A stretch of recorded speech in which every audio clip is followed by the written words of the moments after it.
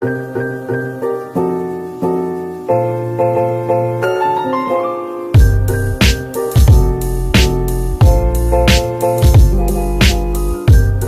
Arnoux, qui est le directeur de l'Office du tourisme, m'a demandé de venir parler un peu du territoire auprès des journalistes. Et donc je suis venu vraiment avec plaisir, parce que c'est toujours un moment particulier pour moi que d'évoquer ce territoire et puis de le faire, essayer de transmettre un peu une forme de passion que j'ai pour cet endroit.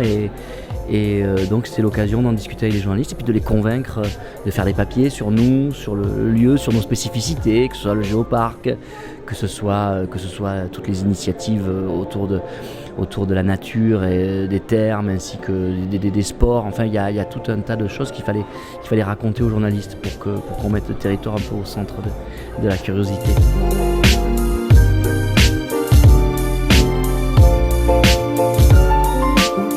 Et on est là pour organiser une opération de promotion puisque nous avons engagé un partenariat cette année avec l'agence de communication Révolutionnaire.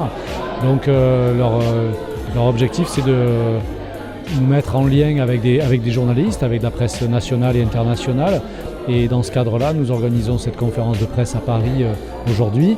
Et donc une quarantaine de journalistes ont été invités et ont participé à cette soirée qui avait pour but de présenter, de valoriser en fait toutes les activités touristiques, tout le patrimoine culturel, toutes les activités sportives du territoire de Provence-Alpes-Agglomération.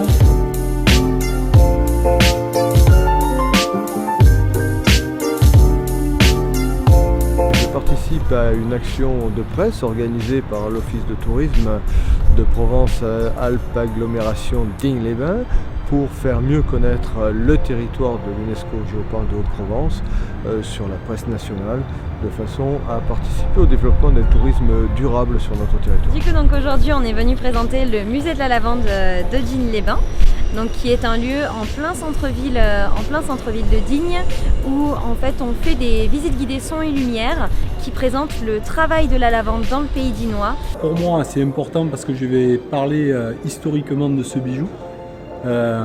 Qui est ancestral et moi de perpétuer cette tradition, pour moi ça me tient à cœur, comme les Dinois d'ailleurs, parce que c'est leur bijou, c'est les bijoux des Dinois, ils en sont vraiment attachés. Et moi je me rends compte par rapport aux interviews, par rapport aux journalistes qui sont venus me rencontrer, l'intérêt et vraiment la découverte et l'émerveillement de tous les gens qui sont venus me voir, de dire ben voilà, on ignorait totalement ce pays. Et je le fais au nom vraiment, on peut dire, d'une collectivité et au nom vraiment d'une découverte et une mise en valeur de ce patrimoine vivant qu'est le pays dinois et les Alpes d'Haute-Provence en général.